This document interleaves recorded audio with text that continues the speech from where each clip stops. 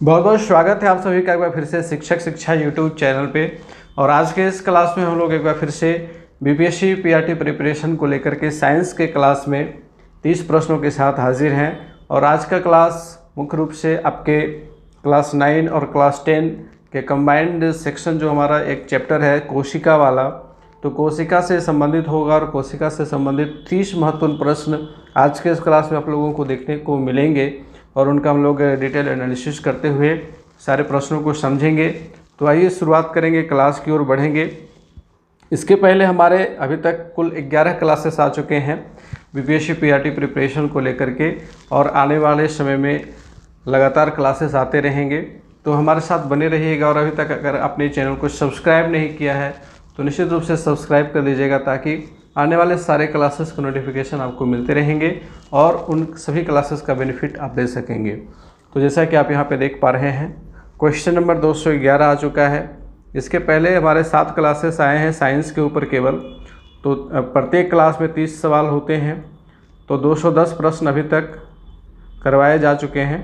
तो आज हमारा जो टॉपिक होगा शेल वाला, इसमें भी 30 प्रश्न आपको देखने को मिलेंगे। तो इस प्रकार से 211 नंबर से लेकर के 240 नंबर तक के प्रश्न आपको आज के इस क्लास में देखने को मिलेंगे। पहला सवाल आ चुका है हमारा, कोशिका के वैज्ञानिक अध्ययन को क्या कहा जाता है। कोशिका का जो वैज्ञानिक अध्ययन होता है, साइंटिफिक स्टडी ऑफ सेल, तो इसको हम लोग कहते क्या हैं। पहला है ऑप्शन टेक्सोनोमी, जो कि गलत है। टेक्सोनोमी का मतलब क्लासिफिकेशन होता है, वर्गीकरण होता है। फिजियोलॉजी, ये भी गलत है। हिस्टोलॉजी भी गलत है। और साइटोलॉजी सही, यहाँ पे चौथा ऑप्शन हमारा सही है। साइटोलॉजी कहा जाता है कोशिका के अध्ययन को। ठीक है, अगला सवाल है हाइड्रोफाइट्स क्या होते हैं। हाइड्रोफाइट्स क्या होते हैं। ऑप्शंस आपके हैं समुद्री जीव, जलीय पौधे, पादप रोग या फिर जड़ विहीन पौधा। तो देखिए हाइड्रो का मतलब क्या होता है। हाइड्रो का मतलब होता है जल, ठीक है, पानी। तो हाइड्रोफाइट्स का मतलब होता है कि जो जल में उगने वाले पौधे होते हैं, यानी कि जो जलीय पौधे होते हैं, उन्हें हम हाइड्रोफाइट्स कहते हैं। ठीक है, जैसे कि आप यहाँ पर देखिए हाइड्रिला है, वोल्फिया है, लेमा है, ये कुछ ऐसे पौधे हैं जो जल में आपको अमूमन देखने को मिलते हैं, इसलिए इन्हें हाइड्रोफाइट्स कहते हैं। नेक्स्ट क्वेश्चन है, सर्वप्रथम कोशिका की खोज किसने की थी। सबसे पहले कोशिका की खोज की बात आती है तो वैज्ञानिक रॉबर्ट हुक का नाम आता है, जिन्होंने सबसे पहले कोशिका की खोज का प्रयास किया था इन्होंने। और सबसे पहले इन्होंने कॉर्क की पतली पट्टी को लेकर के इन्होंने देखा था सूक्ष्मदर्शी की सहायता से, और वहाँ पर इन्हें कुछ सेल जैसा दिखा था, छोटी छोटी कोठियों के जैसा दिखा था, और इसीलिए इसका नाम इन्होंने सेल रखा था, और कोशिका को सेल इसीलिए कहा जाता है। ठीक है, तो सर्वप्रथम कोशिका की खोज रॉबर्ट हुक ने की थी। ये ब्रिटिश वैज्ञानिक थे। इन्होंने 1665 ईस्वी में कोशिका की खोज की, और इनकी एक किताब है जो कि काफ़ी फेमस है। उस किताब का नाम है माइक्रोग्राफिया। और सम क्या है, स्पष्ट दिख नहीं रहा। Physiological descriptions of minute bodies made by magnifying glasses. तो ये बुक का नाम है जो इन्होंने लिखा था रॉबर्ट हुक ने। तो काफ़ी समय पहले की इनकी यह खोज है, 1665 ईस्वी। अगला सवाल हमारा है, मानव शरीर की सबसे बड़ी कोशिका क्या है। हमारे शरीर में सबसे बड़ी कोशिका कौन सी है। ऑप्शन से हैं तंत्रिका कोशिका, गुर्दे की कोशिका, यकृत या फिर पेशी कोशिका। तो इसमें सबसे पहला ऑप्शन ही सही है। तंत्रिका कोशिका जो है वह मानव शरीर की सबसे बड़ी कोशिका होती है। आप यहाँ पर तंत्रिका कोशिका का यह चित्र देख पा रहे हैं। इस प्रकार का तंत्रिका कोशिका का चित्र क्लास 10th के प्रैक्टिकल में भी ये पूछा जाता है, और क्लास 10th के एग्जामिनेशन में अक्सर इसका चित्र बनाने के लिए कहा जाता है। नेक्स्ट क्वेश्चन है कि सबसे छोटा एक कोशिकीय जीव कौन सा है। सबसे छोटा एक कोशिकीय जीव।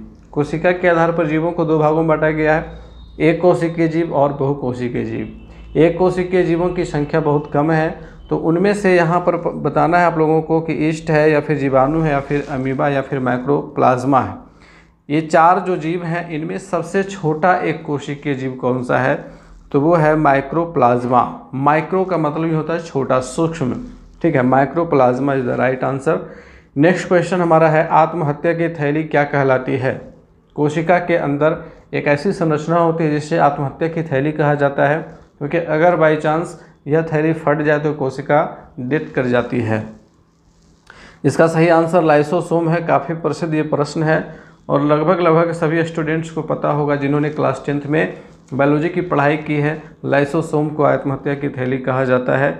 ये VVI क्वेश्चन हुआ करता था जब आप लोगों ने बोर्ड एग्जामिनेशन की प्रिपरेशन की थी, तो याद करिए ये VVI क्वेश्चन हुआ करता था। हमारे टीचर लोग कहते थे कि सबसे इम्पोर्टेंट क्वेश्चन है और ये पूछा ही जाएगा और पूछा जाता भी रहा है। अगला प्रश्न है पादप कोशिका का रसोई घर क्या होता है। तो पादप कोशिका का रसोई घर का मतलब किचन रूम, जहाँ भोजन का निर्माण होता है।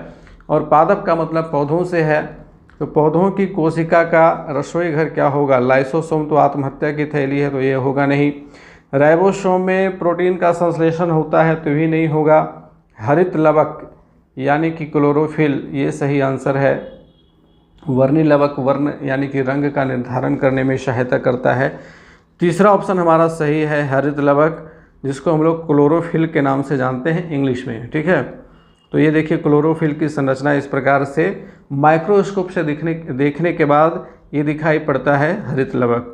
ये प्रत्येक पत्ती में संरचना यह होती है, ठीक है। चलिए अगला प्रश्न आ चुका है कि पादप कोशिका की सबसे बाहरी आवरण को क्या कहते हैं। पादप कोशिका यानी कि पौधों की कोशिका, पेड़ पौधों की जो कोशिकाएं होती हैं, प्लांट सेल इसको कह सकते हैं इंग्लिश के अंदर। तो पादप कोशिका की जो सबसे बाहरी आवरण होती है, सबसे बाहरी आवरण कोशिका भित्ति होती है, ठीक है। कोशिका भित्ति, इसके बाद कोशिका झिल्ली होती है। यहाँ पर देखिए आपको एक चित्र दिखाई देगा जो पादप कोशिका का है, और पादप कोशिका में इस प्रकार की संरचनाएं पाई जाती हैं। ये जो सबसे बाहरी आवरण है यही कोशिका भित्ति होती है, ठीक है। कोशिका भित्ति के बाद फिर कोशिका झिल्ली की संरचना होती है। यहाँ पर देखिए ये कोशिका भित्ति है, इसके बाद कोशिका झिल्ली होती है और इसके अंदर फिर बहुत सारी संरचनाएं होती हैं, जैसा कि आप यहाँ पर चित्र में देख पा रहे हैं। आप इसका स्क्रीनशॉट ले सकते हैं। चलिए अगला सवाल लेते हैं, इनमें से कौन कोशिका के केंद्रक में पाया जाता है। कोशिका के केंद्रक में पाई जाने वाली संरचना कौन सी है। ऑप्शंस हैं क्रोमोसोम, लाइसोसोम, राइबोसोम या फिर गोल्जी उपकरण। तो इसका सही आंसर ऑप्शन नंबर 1 है, क्रोमोसोम। क्रोमोसोम जो है वो कोशिका के केंद्रक में पाया जाता है। यह संरचना कोशिका के केंद्रक में पाई जाती है। अगला सवाल हमारा है, इनमें से कौन प्रोटीन निर्माण का केंद्र है। प्रोटीन संश्लेषण कौन करता है। तो अभी हमने जस्ट इसकी चर्चा की कि प्रोटीन्स का संश्लेषण राइबोसोम करता है, तो यहाँ पे हमारा सही आंसर हो जाएगा राइबोसोम, ऑप्शन नंबर 3। प्रोटीन निर्माण का केंद्र कौन सा है, तो राइबोसोम है, ठीक है। चलिए अगला प्रश्न लेंगे, पादप कोशिका का कौन सा भाग निर्जीव होता है। पादप कोशिका का वह कौन सा भाग है, कौन सी संरचना है जो निर्जीव होती है। ऑप्शंस है कोशिका भित्ति, कोशिका झिल्ली, केंद्रक झिल्ली या फिर प्लाज्मा झिल्ली। तो देखिए कोशिका भित्ति जो संरचना है, जो कोशिका के सबसे ऊपरी संरचना है, यह निर्जीव होती है, ठीक है। चलिए अगला प्रश्न लेंगे, पौधों की लंबाई में वृद्धि किस ऊतक की क्रियाशीलता के कारण होती है।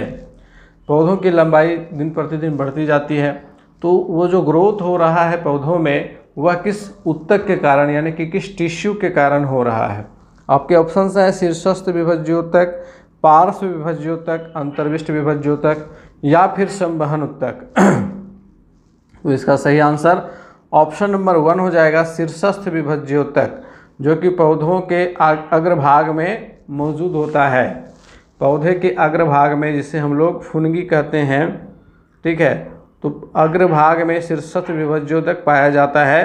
अगर हम इस भाग को काट दें तो पौधे की लंबाई वहाँ पर रुक जाती है। आप लोगों ने देखा होगा कि कई तरह के घास होते हैं या फिर कुछ ऐसे फसल भी होते हैं, जैसे चना, जिसका ऊपरी सिरा जो है वो काट दिया जाता है ताकि उसकी लंबाई ज़्यादा ना हो, वो नीचे उसकी शाखाएं बहुत सारी आ जाएं ताकि फसल जो है वो अच्छा हो, है ना।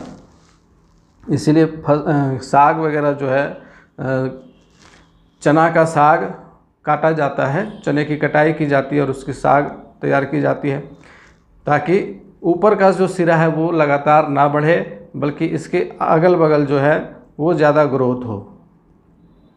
चलिए अगला सवाल है, पौधों में जड़ और तने की मोटाई किस ऊतक के कारण बढ़ती है? जड़ और तने की जो मोटाई होती है वो किस ऊतक के कारण बढ़ती है? ऑप्शंस आपके हैं कैम्बियम, संवहन ऊतक, दृढ़ ऊतक या फिर जाइलम। तो इसका सही आंसर है कैम्बियम।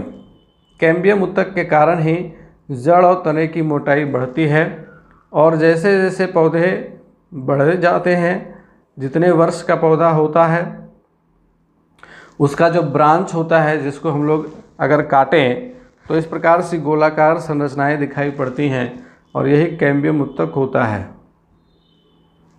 नेक्स्ट क्वेश्चन है, जिस मृदु ऊतक की कोशिकाओं में हरित लवक पाया जाता है उसे क्या कहते हैं? दृढ़ ऊतक, क्लोरेनकाइमा, क्लोरोफिल, स्थूल कोण ऊतक। तो इसका सही आंसर है ऑप्शन नंबर 2, क्लोरेनकाइमा। क्लोरेनकाइमा में हरित लवक यानी कि क्लोरोफिल पाया जाता है। पौधों में संवहन ऊतक कौन सा है? संवहन का मतलब ट्रांसपोर्टेशन, एक स्थान से दूसरे स्थान तक ले जाना। तो संवहन ऊतक कौन से हैं? जाइलम, एपिथेलियम, फ्लोएम, कैम्बियम या फिर पांचवा ऑप्शन। तो इसमें देखिए संवहन ऊतक दो होते हैं, एक होता है भोजन को ले जाने वाला, भोजन पत्तियों में बनता है, फिर पत्तियों से उसका ट्रांसफ़र पौधों के विभिन्न भागों में किया जाता है। मुख्य रूप से तने में जाकर के स्टोर किया जाता है, फिर तनों से अलग अलग भागों में पहुंचाया जाता है। इसके अलावा जल का भी संवहन होता है, ठीक है, भोजन का संवहन और जल का संवहन। तो भोजन के संवहन के लिए फ्लोएम ऊतक काम करती है और जल के लिए जाइलम काम करती है। तो इस प्रकार से संवहन ऊतकों की संख्या 2 है, एक जाइलम है और दूसरा फ्लोएम है। तो यहाँ पर हम पांचवें ऑप्शन के साथ चलेंगे कि हमारा एक से अधिक विकल्प जो है वो सही है। आप यहाँ देखेंगे जाइलम की संरचना और फ्लोएम की संरचना दिखाई गई है इस चित्र में, और जाइलम का काम है जल का संवहन करना, यानी कि जल को पौधे के जड़ से लेकर के उसके फुनगी तक पहुंचाना, एक एक पार्ट तक पहुंचाना। उसी प्रकार से फ्लोएम का काम है पौधे के पूरे पार्ट में, पूरे भाग में भोजन को पहुंचाना, ठीक है। चलिए अगला सवाल है, निम्न में से कौन सी सबसे बड़ी ज्ञात कोशिका है? सबसे बड़ी ज्ञात कोशिका कौन सी है? यूकैरियोटिक, प्रोकैरियोटिक, माइक्रोप्लाज्मा और शुतुरमुर्ग का अंडा। तो यहाँ पे हमारा सही आंसर हो जाएगा शुतुरमुर्ग का अंडा, क्योंकि शुतुरमुर्ग का अंडा जो है अभी तक की सबसे बड़ी ज्ञात कोशिका है हमारे पृथ्वी के ऊपर क्योंकि एक अंडे में एक कोशिका ही होती है और चूँकि यह अंडा सबसे बड़ा होता है, चूँकि शुतुरमुर्ग सबसे बड़ी पक्षी है। यहाँ पे अगला सवाल, प्रोकैरियोटिक कोशिका में निम्न में से कौन सा नहीं होता है? ठीक है, प्रोकैरियोटिक कोशिका में निम्न में से कौन सा नहीं होता है? देखिए प्रोकैरियोटिक कोशिका दो प्रकार की होती है, एक प्रोकैरियोटिक होती है और एक यूकैरियोटिक होती है। प्रोकैरियोटिक जो है वो अविकसित कोशिका कहलाती है, जबकि यूकैरियोटिक जो है वो विकसित कोशिका कहलाती है। तो चूँकि यह विकसित नहीं है, ठीक है, इसलिए इसमें नाभिक उपस्थित नहीं होता है, केंद्रक उपस्थित नहीं होता है। तो यहाँ पे हमारा तीसरा ऑप्शन सही हो जाएगा। ये देखिए एक प्रोकैरियोटिक कोशिका की संरचना है, इसमें कहीं भी केंद्रक आपको नहीं दिखेगा, केंद्रक उपस्थित नहीं होता इसमें। अगला सवाल है, यूकैरियोटिक कोशिकाओं में आरएनए का संश्लेषण कहाँ होता है? ऑप्शंस है माइटोकॉन्ड्रिया में, सेंट्रियोल्स में, राइबोसोम्स में या फिर न्यूक्लियस में। तो देखिए आरएनए का संश्लेषण जो है वह न्यूक्लियस में संपन्न होता है, नाभिक में संपन्न होता है। अगला सवाल, निम्न में से पादप कोशिकाओं का कौन सा भाग चयनात्मक पारगम्य होता है? पारगम्य का मतलब क्या होता है? जैसे कि एक प्रयोग हम लोग करते हैं, प्रैक्टिकल करते हैं, एक कटोरी लेते हैं और इस कटोरी में थोड़ी सी पानी लेते हैं और इस पानी में किशमिश के दाने कुछ डाल देते हैं और रात भर के बाद सुबह में जब इसको हम देखते हैं तो किशमिश के दाने फूले फूले से हो जाते हैं। पानी की जो मात्रा है वह इसके अंदर प्रवेश कर जाती है। तो इसका कारण क्या है? इसका कारण है कि इसकी कोशिकाओं के अंदर चयनात्मक पारगम्य होने के कारण पानी जो है वो अंदर की ओर प्रवेश कर गया है। ठीक है, तो निम्न में से पादप कोशिकाओं का कौन सा भाग चयनात्मक पारगम्य होता है? इसके अंदर जो कोशिका है उसमें कोशिका भित्ति पाई जाती है जो कि चयनात्मक पारगम्य होती है, और चूंकि सबसे बाहरी आवरण कोशिका भित्ति होती है तो कोशिका भित्ति ही चयनात्मक पारगम्य होगी। यहाँ पर आप देख सकते हैं इस चित्र में भी कोशिका भित्ति की संरचना, सबसे बाहरी जो आवरण है वो कोशिका भित्ति की होती है। ठीक है, और जंतु कोशिका में कोशिका भित्ति नहीं पाई जाती है, इस चीज़ को भी याद रखिएगा। जंतु कोशिका और पादप कोशिका इन दोनों में एक प्रमुख अंतर यही है सॉरी, जंतु कोशिका में कोशिका भित्ति नहीं पाई जाती है। नेक्स्ट क्वेश्चन है, निम्न में से किसे जीवन का भौतिक आधार माना जाता है? ऑप्शंस हैं कोशिका भित्ति, कोशिका झिल्ली, सूत्रकणिका या फिर जीव द्रव्य। तो इसका सही आंसर ऑप्शन नंबर 4 है। जीव द्रव्य को जीवन का भौतिक आधार माना जाता है। अंतःपरद्रव्य जालिका की सतह पर डैश की उपस्थिति के कारण वह खुरदुरी होती है। अब देखिए, अंतःपरद्रव्य जालिका पर एक संरचना जो है जो राइबोसोम के नाम से जानी जाती है, और राइबोसोम का एक दूसरा नाम ही है खुरदुरी संरचना। राइबोसोम खुरदुरी होती है। ठीक है, याद रखेंगे इस चीज़ को। अगला सवाल है, डैश वह कोशिकांग है जिसमें श्वसन और ऊर्जा उत्पादन के जैसी जैव रासायनिक प्रक्रियाएं होती हैं? माइटोकॉन्ड्रिया, क्लोरोप्लास्ट, राइबोसोम, न्यूक्लियस या फिर पांचवा ऑप्शन। कौन सा इसका सही आंसर होगा? इसका सही आंसर होगा ऑप्शन नंबर 1, माइटोकॉन्ड्रिया वह कोशिकांग है जिसमें श्वसन और ऊर्जा उत्पादन के जैसी जैव रासायनिक प्रक्रियाएं होती हैं। यह माइटोकॉन्ड्रिया की संरचना है। चलिए अगला सवाल लेंगे, प्रकाश संश्लेषण की प्रक्रिया वनस्पति कोशिका में स्थित किसमें होता है? राइबोसोम में, क्लोरोप्लास्ट में, न्यूक्लियस में या फिर माइटोकॉन्ड्रिया में? तो इसमें देखिए सही आंसर क्या है, प्रकाश संश्लेषण की प्रक्रिया पूछी जा रही है। तो चूंकि हम लोग जानते हैं कि प्रकाश संश्लेषण क्लोरोफिल से संपन्न होता है और यह क्लोरोप्लास्ट में संपन्न होता है। ठीक है, वनस्पति कोशिका में स्थित क्लोरोप्लास्ट में प्रकाश संश्लेषण की प्रक्रिया संपन्न होती है। क्लोरोप्लास्ट की संरचना आप इस प्रकार से देख सकते हैं यहाँ पर, जिसमें एक आउटर मेम्ब्रेन होता है, अंदर आपका granum, lumen, inner membrane, stroma, इस प्रकार की संरचनाएं होती हैं जो प्रकाश संश्लेषण की प्रक्रिया में अलग अलग कार्य का संपादन करती हैं। नेक्स्ट क्वेश्चन है, निम्न में से किसको किसी कोशिका में अचल संपत्ति माना जाता है? कोशिका की अचल संपत्ति किसे कहा जाता है? कार्बोहाइड्रेट, वसा, प्रोटीन, न्यूक्लिक अम्ल।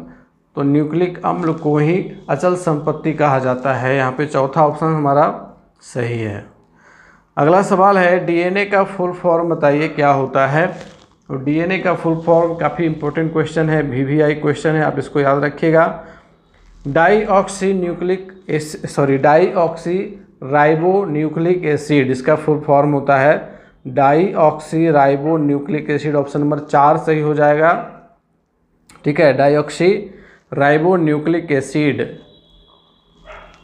चलिए ये हो गया। अगला सवाल है, जीन बने होते हैं, जीन किन से बने होते हैं?